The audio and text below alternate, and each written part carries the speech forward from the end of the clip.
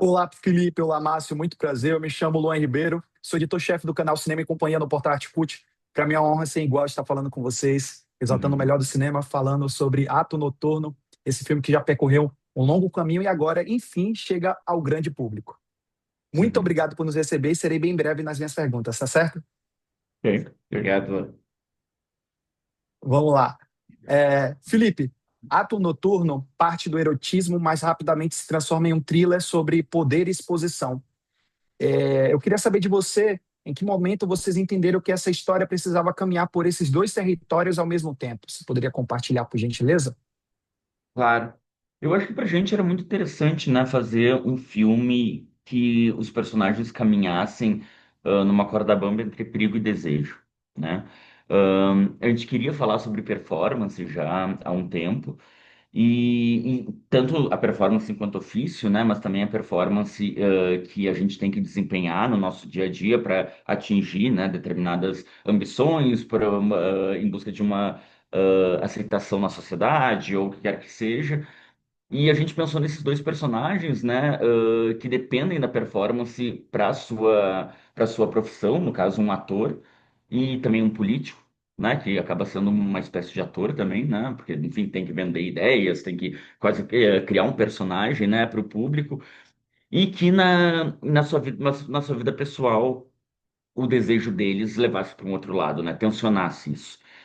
E que esses personagens tivessem que ficar o tempo todo definindo o quanto eles estavam dispostos a abrir mão de quem eles são em prol dessas ambições sociais, né? Ahn, Acho que foi isso. Não sei, Felipe, se tem mais alguma coisa. Eu acho que é isso. Eu acho que a gente pensou muito nessa perspectiva de como o desejo ele pode ser, ele pode destabilizar o status quo, a Uhum. norma. Então, o filme ele começa com colocando essa ambição em conflito com a concepção de desejo desses personagens. E é isso que vai gerar todo o aspecto de suspense do filme também, né? E o aspecto erótico. É interessante porque o próprio gênero ele é dicotômico nesse sentido, né? Os personagens são assim, o gênero é assim. E eu acho que isso foi o nosso combustível para contar essa história. Um ponto que merece ser mencionado é que Porto Alegre ela aparece quase como um corpo vivo dentro da produção, Uhum. alternando entre espaços íntimos e locais públicos icônicos. Eu queria saber de vocês como foi o processo de transformar a cidade em uma extensão emocional dos personagens. Sim, pra gente, Porto Alegre costuma ser uma personagem dos nossos filmes, né? Pelo menos dos nossos filmes recentes. Só que no nosso anterior, né, no Tinta Bruta, Porto Alegre assumia quase uma postura de uma antagonista para os personagens. E nesse ela ocupa um outro espaço, assim, pensando um pouco no cinema noir, assim, que o nosso filme tem alguns diálogos. Porto Alegre acaba assumindo uma posição de uma femme fatale, né? Essa personagem que seduz, mas que ao mesmo tempo traz perigos, que pode destruir a vida dos personagens, mas também oferece possibilidades de uma outra vida. E olhar a cidade, uma cidade que a gente conhece intimamente, né, onde a gente nasceu, cresceu, viveu a maior parte da nossa vida, através dessas lentes foi algo muito interessante para nós, né? Até porque o nosso objetivo aqui não era retratar ela de uma maneira crua, de uma maneira mais naturalista, como talvez no Tinta Bruta a gente faça. Aqui nesse filme, ele tem toda uma. Como é um filme que a gente está falando muito de performance, né? A gente quis trazer muito essa lógica dos palcos para as ruas também, né? Então, podendo tudo ser um pouco mais estilizado, um pouco mais performático, né? Então, pensando um pouco na luz dos postes de rua, quase como refletores num palco de teatro, a encenação, a escolha de paleta de cores. Tudo isso, né, criando uma cidade estilizada para que ela pudesse seduzir e ao mesmo tempo oferecer esse perigo. Então foi um processo para a gente muito gratificante de poder mergulhar num espaço muito íntimo nosso e repaginar ele de uma forma para caber dentro desse universo, né? Muito bom. Em uma época marcada por discursos moralistas, lançar um thriller erótico é também um gesto político para vocês? Uhum. Onde vocês enxergam o cinema como espaço de resistência? Vocês poderiam Uhum. compartilhar, por favor? Primeiro, absolutamente, eu acho, né? Sim, eu acho que o espaço do a gente vive definitivamente uma era moralista, é uma era que tem medo do desejo, do erótico, ela tenta suprimir esses aspectos que são tão importantes para nossa individualidade, para, né, para nossa conexão com o outro também, e ela tenta criar uma padronização da nossa maneira de pensar, dos nossos afetos, e eu acho isso muito problemático, assim. E o cinema é uma maneira de sonhar juntos, né?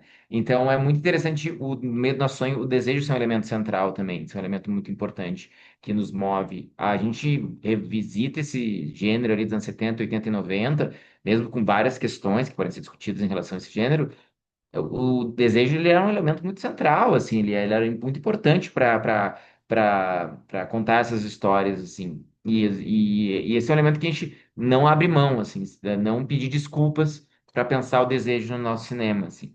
Então, num momento que a gente está vendo essa onda conservadora que na verdade se infiltra em as áreas, eu diria, pensar o desejo como centro de uma narrativa, para a gente é muito importante. Definitivamente é político e é muito importante. E sempre teve nos nossos outros filmes, mas aqui eu acho que ele ganha uns contornos ainda mais relevantes para a história. Uhum.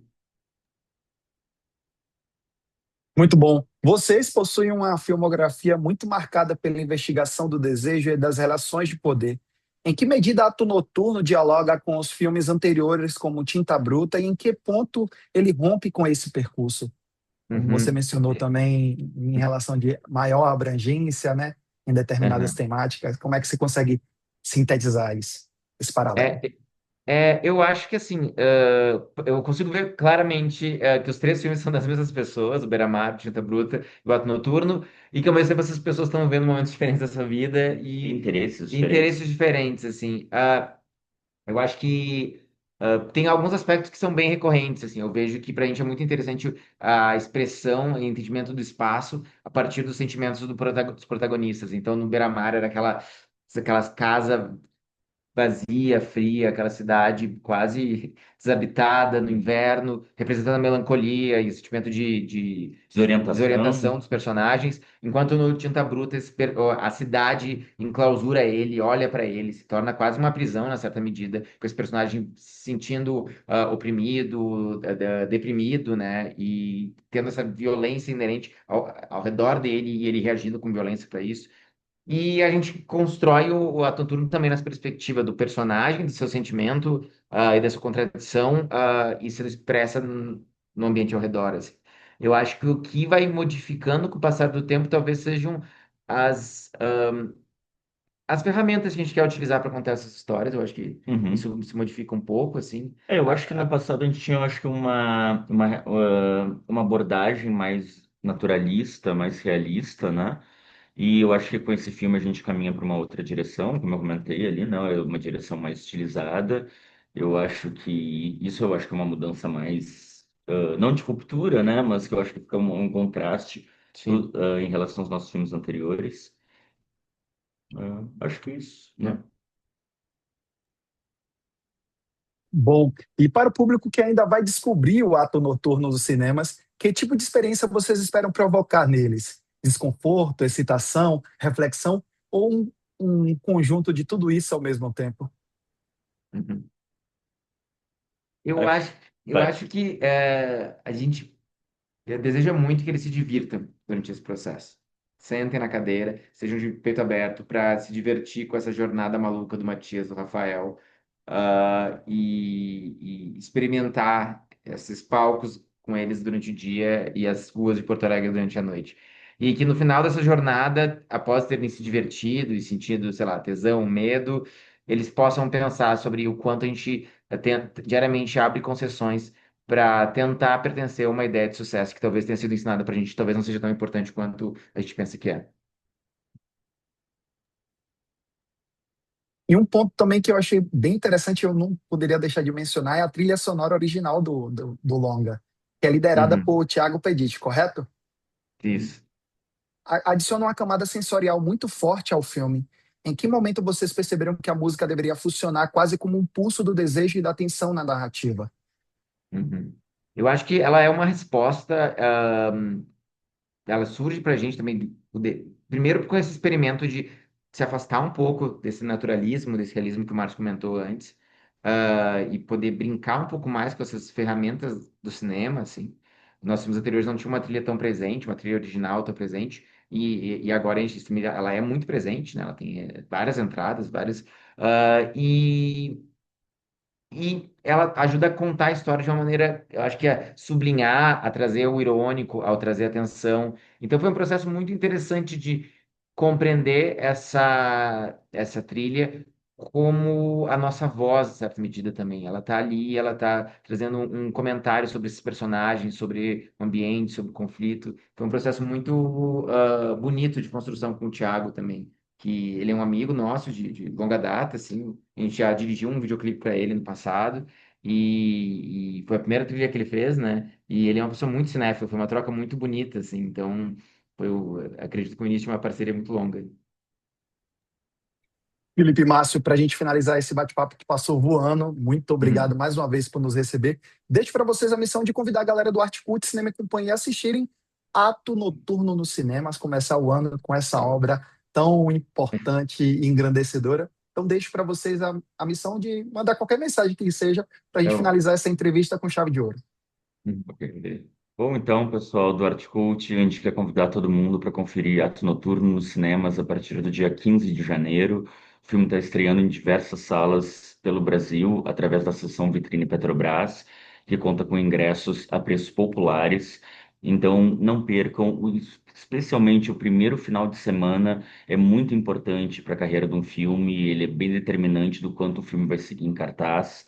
E o cinema brasileiro precisa muito do apoio do espectador para conseguir se fortalecendo, para conseguir cada vez mais sendo um cinema de projeção internacional e diverso que represente o nosso povo.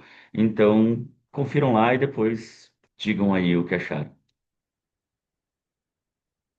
Valeu, pessoal. Desejo muito sucesso. Para o que precisarem, contem conosco. Forte abraço e até a próxima. Valeu. obrigado, Muito meu. obrigado, querido. Valeu. Tchau, tchau.